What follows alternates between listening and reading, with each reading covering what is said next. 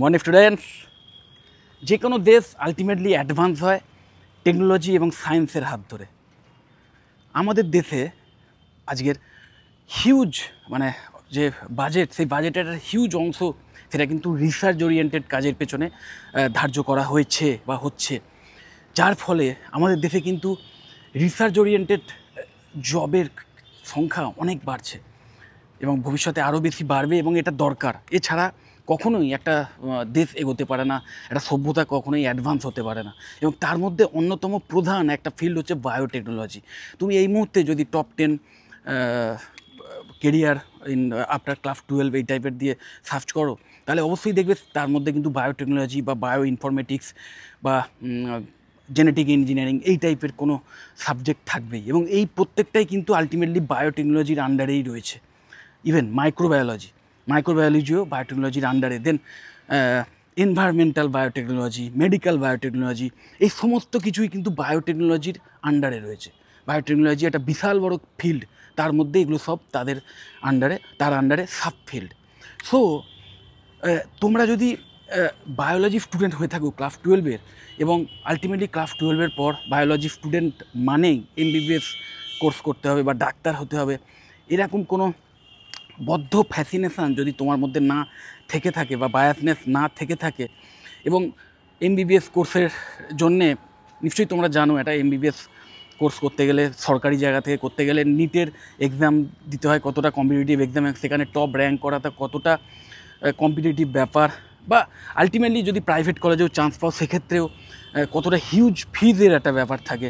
এবং শুধু তাই নয়, যদি মনে হয় যে না বায়োলজি নিয়ে পড়েছি মানে একমাত্র ডাক্তারই হতে হবে, তা নয়, আমি অন্য ফিল্ডগুলো দেখবো, রিসার্চ লাইনে যেতে চাই, ভবিষ্যতে সায়েন্টিস্ট হতে চাই, যুগান্তকারী কোনো আবিষ্কার করতে চাই, এই টাইপের প্যাশন যদি তোমার থাকে, তাহলে আমার মনে হয় তোমার জন্য কিন্তু বিএসসি বায়োটেকনোলজি একটা অসাধারণ কেরিয়ার অপশান হতে পারে। কারণ এই বিএসসি বায়োটেকনোলজি এই বায়োটেকনোলজির জগতে প্রবেশের একটা ডোরওয়ে, যার মাধ্যমে তোমরা কিন্তু এই সমস্ত ফিল্ডগুলো নিয়ে ওভারঅল একটা নলেজ পাবে। তার মধ্যে যদি শুধু এই জেনেটিক ইঞ্জিনিয়ারিংটাকেই ধরো, তাহলে জেনেটিক ইঞ্জিনিয়ারিংয়ে কি অ্যাকচুয়ালি এই যে জিএমও প্রোডাক্ট, যত রকম জিএমও প্রোডাক্ট আছে, নিশ্চয়ই তোমরা জানো যে আজকের যুগে 90% আমাদের সারা পৃথিবীর যে কর্ন বা সোয়াবিন, এই তার 90%ই কিন্তু জিএমও বা জেনেটিক্যালি মডিফাইড অর্গানিজম। মানে কি, এর যে অরিজিনাল যে জিন, যেটা ন্যাচারাল জিএমও প্রোডাক্ট হওয়ার আগে তার যে ন্যাচারাল যে জিন ছিল, তার মধ্যে এক্সট্রা একটা জিন অ্যাড করে দেওয়া হয়েছে বা সেটাকে মডিফাই করে দেওয়া হয়েছে, যার ফলে হয়েছে কি, সেই শস্যের যে রোগ প্রতিরোধ করার ক্ষমতা বা কীটপতঙ্গ থেকে নিজেকে বাঁচানোর যে ক্ষমতা অনেক গুণ বেড়ে গেছে। এবং যেখানে এই ফলনটা হয়, যে সমস্ত ক্ষেত্রে, যে সমস্ত ফিল্ডে, সেখানে যে আগাছা থাকে, সেই আগাছা বেশি বাড়তে পারে না, কারণ সেটার বিরুদ্ধেও যে প্রতিরোধ ক্ষমতা সেই শস্যের মধ্যে তৈরি হয়ে গেছে। ওকে, তো এই প্রসেসটা কিন্তু হয়েছে কমপ্লিটলি জেনেটিক ইঞ্জিনিয়ারিংয়ের হাত ধরে, এবং ভীষণ ক্রিটিক্যাল প্রসেস এবং প্রচুর এক্সটেন্সিভ রিসার্চের মাধ্যমে আলটিমেটলি এই সমস্ত ফসল তৈরি করা হয়েছে আজকের যুগে, যেটা কিনা এই হিউজ আমাদের পপুলেশনের একটা মেজরিটিকে কিন্তু খাবার হিসেবে খাদ্যের যোগান দেয় বলতে পারো। এবং ভবিষ্যতে এটার গুরুত্ব কতটা আরও বাড়বে নিশ্চয়ই তোমরা উপলব্ধি করতে পারছো। মানব সভ্যতা যত বাড়বে তত বিভিন্ন ইনফ্রাস্ট্রাকচার তৈরি হবে, তার ফলে মানুষের সংখ্যা তো বাড়ছে, ইনফ্রাস্ট্রাকচার বাড়ছে, এবং তার ফলে চাষযোগ্য জমির সংখ্যা কমছে। তো প্রয়োজন অল্প জমিতে অধিক ফলন, এবং সেই ফলন, সেই যে শস্য তার মধ্যে তাতে যদি খুব বেশি আবার কীটনাশক বা এই টাইপের কোনো কেমিক্যালযুক্ত ক্ষতিকারক কেমিক্যালযুক্ত সার দেওয়া হয়, তাহলে নিশ্চয়ই জানো সেটা আবার মানুষের শরীরে ক্ষতি করে। তো সেই ক্ষতিটাও হবে না, অথচ ফলন বাড়বে।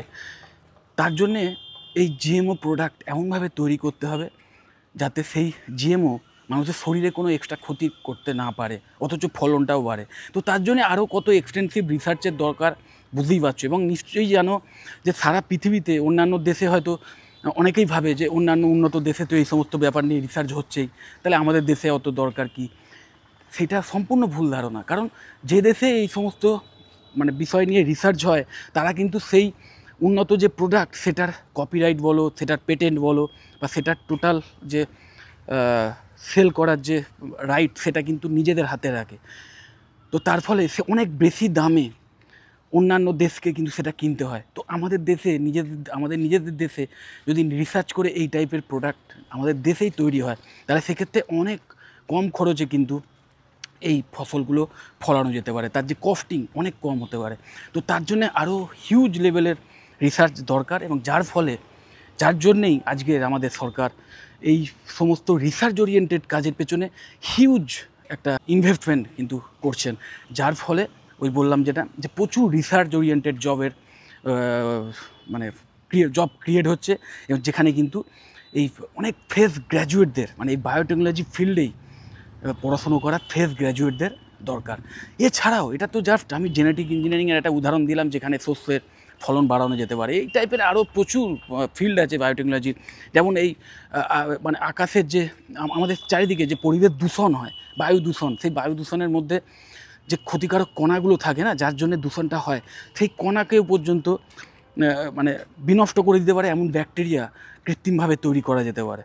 তো এবং সেই ব্যাকটেরিয়ার যদি উৎপাদন বাড়ানো যেতে পারে, তাহলে এই ক্ষতিকারক যে বাতাসের কণা, সেটা কিন্তু অনেক কমে যেতে পারে। তো আলটিমেটলি বুঝতে পারছো, এই বায়োটেকনোলজির হাত ধরে আমাদের এই পরিবেশকেও কিন্তু আমরা দূষণ মুক্ত করতে পারি, এবং তার জন্য হিউজ লেভেলের রিসার্চের দরকার। ঠিক একইভাবে বিভিন্ন জীবনদায়ী যে ড্রাগ বা ওষুধ তৈরি হয়, বিভিন্ন ভ্যাকসিন, সেই সব কিছু কিন্তু আলটিমেটলি মেডিকেল বায়োটেকনোলজির আন্ডারে আসে। তো বুঝতে পারছো, আলটিমেটলি রিসার্চ ওরিয়েন্টেড জবে তো বটেই, এবং প্রোডাকশানের জন্যে, মাস প্রোডাকশানের জন্যে বিভিন্ন ফার্মাসিউটিক্যাল যে ল্যাবগুলো রয়েছে বা কোম্পানিগুলো রয়েছে, বিভিন্ন ভ্যাকসিন তৈরি করা যে কোম্পানিগুলো রয়েছে, বা বিভিন্ন এই ফার্টিলাইজেশান যে কোম্পানিগুলো হয়েছে, যেখানে সার উৎপাদন করা হয়, যেখানে মানে যে জৈবিক সার, মানে যেটা কোনো সাইড এফেক্ট নেই, বা বিভিন্ন পেস্টিসাইড তৈরির যে বড় বড় কোম্পানিগুলো রয়েছে, সেই সমস্ত জায়গায় কিন্তু এই বায়োটেকনোলজি পাস করা স্টুডেন্টদের, বায়োটেকনোলজি নিয়ে গ্র্যাজুয়েট স্টুডেন্টদের হিউজ ডিম্যান্ড রয়েছে। সো অনলি রিসার্চ ওরিয়েন্টেড ব্যাপারে নয়, জবের ক্ষেত্রেও ডাইরেক্ট যদি কেউ মনে করে যে আমি বিএসসি বায়োটেকনোলজি করেই একটা চাকরির জীবনে ঢুকতে চাই, তাহলেও কিন্তু প্রচুর কোম্পানিতে ওপেনিংস আছে। এবং আমাদের ওয়েস্ট বেঙ্গলে এমন বেশ কিছু ভালো প্রাইভেট ম্যাকআউট অ্যাফিলিয়েটেড কলেজ আছে, যেখানে কিন্তু এই খুব অ্যাফোর্ডেবল ফিজের বিনিময়ে এই কোর্স করানো হয়, এবং আলটিমেটলি ফাইনাল ইয়ারে গিয়ে তাদের কমপ্লিটলি প্লেসমেন্ট সাপোর্ট দেওয়া হয়। বিভিন্ন এমএনসি এসে, টপ লেভেলের এমএনসি এসে, বড় বড় এই কোম্পানি এসে, বায়োটেকনোলজিক্যাল রিলেটেড যে সমস্ত কোম্পানি আছে, তারা এসে কিন্তু এই সমস্ত কলেজে যে প্লেসমেন্ট ড্রাইভ সেখানে অ্যাটেন্ড করে, এবং প্রচুর স্টুডেন্টকে কিন্তু হায়ার করে নিয়ে যায়।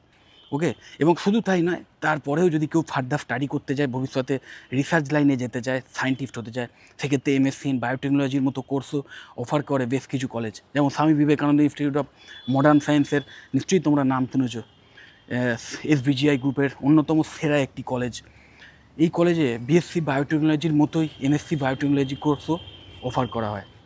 সো যে সমস্ত স্টুডেন্টরা বিএসসি বায়োটেকনোলজি করে ভবিষ্যতে আরও রিসার্চ ওরিয়েন্টেড জবের দিকে এগোতে চায়, তারা এমএসসি বায়োটেকনোলজিটাও এই কলেজ থেকেই কমপ্লিট করে, এবং আলটিমেটলি এই কলেজেই যে প্লেসমেন্ট ড্রাইভের আয়োজন হয়, প্রতি বছরই যে প্লেসমেন্ট ড্রাইভের আয়োজন করে এই কলেজ, তার মাধ্যমে কিন্তু খুব ভালো জায়গায় একটা ভালো স্যালারি নিয়ে তারা চাকরি পেয়ে যায়। সো অবশ্যই এরকম কলেজ আমাদের ওয়েস্ট বেঙ্গলে আরও বেশ কিছু আছে। আমি আমার এই ভিডিও ডেসক্রিপশান বক্সে আমাদের কলকাতার বিশেষ করে যে সমস্ত কলেজে খুব ভালোভাবে এই কোর্স করানো হয়, অ্যাফোর্ডেবল ফিজ আছে, কমপ্লিট প্লেসমেন্ট অ্যাসিস্ট্যান্স আছে, এই সমস্ত কোয়ালিটিসগুলো আছে, সেই সমস্ত কলেজের নাম এবং সেগুলোর ওয়েবসাইটের লিঙ্ক আমি আমার ভিডিও ডেসক্রিপশান বক্সে দিয়ে দেবো। তোমরা অবশ্যই সেই কলেজগুলোর ওয়েবসাইট ভিজিট করে কলেজ সম্বন্ধে আরও ডিটেলে দেখে নেবে, সেখানকার ফি স্ট্রাকচার কী আছে সেগুলো জেনে নেবে। সেখানে যে অ্যাডমিশান ইনকোয়ারি ফর্ম থাকে সেটা ফিল আপ করে রাখবে, এবং যখন সেই সমস্ত কলেজের এক্সিকিউটিভরা তোমাদের কল করবেন, তখন সেই কলেজ সম্পর্কে আরও ডিটেলে জেনে নিতে পারবে, কোনো স্কলারশিপ তারা অফার করে কিনা সেই বিষয়ে জেনে নেবে, এবং জেনে নিয়ে এখন থেকে সিট বুকিং করে রাখতে পারো। কারণ যেহেতু ভীষণ ডিম্যান্ডিং কোর্স এবং ইমার্জিং কোর্স, যে ভবিষ্যতে প্রচুর জব অপরচুনিটিস আরও যত দিন যাবে তত বাড়বে, এরকম একটা কন্ডিশান। তো এই সমস্ত কোর্সে কিন্তু খুব তাড়াতাড়ি সিট ফিল আপ হয়ে যায়, এবং এখন থেকেই অ্যাডভান্স একটা সিট বুকিং অ্যামাউন্ট, খুব সামান্য টোকেন অ্যামাউন্ট দিয়েই কিন্তু ম্যাক্সিমাম কলেজে প্রভিশনাল অ্যাডমিশান স্টার্ট হয়ে গেছে। সো তুমি ক্লাস 12-এর পরীক্ষা দিয়ে থাকো কি না দিয়ে থাকো, রেজাল্ট বেরিয়েছে কি না বেরিয়েছে, কোনো প্রবলেম নেই। তুমি কলেজ সম্পর্কে খোঁজখবর নাও, কলেজ সম্পর্কে স্যাটিসফাই যদি হও কলেজ ভিজিট করে, তাহলে অবশ্যই সিট বুকিং অ্যামাউন্ট দিয়ে সিটটা বুক করে রাখতে পারো। এবং তারপরে যদি বাই চান্স কোনো কারণে পরে যদি তোমার মনে হয় ফাইনাল অ্যাডমিশান নেওয়ার আগে যদি তোমার মনে হয় যে না আমি অ্যাডমিশান ক্যান্সেল করতে চাই, সেক্ষেত্রেও কিন্তু অনেক কলেজ আছে যারা কমপ্লিট যে সিট বুকিং অ্যামাউন্টের টাকা সেটা ফেরত দিয়ে দেয়। কিছু কিছু কলেজ আছে তারা আবার এই সিট বুকিং অ্যামাউন্টের কিছু টাকা থেকে কিছু অংশ কেটে হয়তো তোমাদের ফেরত দেবে। তো সেই সমস্ত টার্মস অ্যান্ড কন্ডিশানগুলো কলেজ টু কলেজ ভ্যারি করে, যে কারণে বললাম ওই admission enquiry form fill up করে রাখলে সেই কলেজের এক্সিকিউটিভরা যখন তোমাদের সঙ্গে কথা বলবেন তখন তাদের থেকে এই সমস্ত বিষয় ডিটেল জেনে নাও, জেনে নিয়ে আলটিমেটলি সিটটা বুক করে তোমরা কিন্তু এই মানে সেশানের শেষের দিকে এসে সিট না পাওয়ার যে প্রবলেম সেটা থেকে কিন্তু বেঁচে যেতে পারো।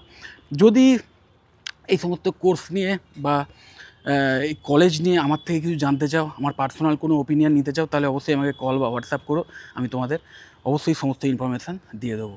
যদি মনে হয় ভিডিওটা হেল্পফুল অবশ্যই লাইক করো, চ্যানেলটা যদি সাবস্ক্রাইব না করো থাকে এক্ষুনি সাবস্ক্রাইব করো না, আর এই ভিডিওটা যতটা পারো শেয়ার করে দিও। টাটা।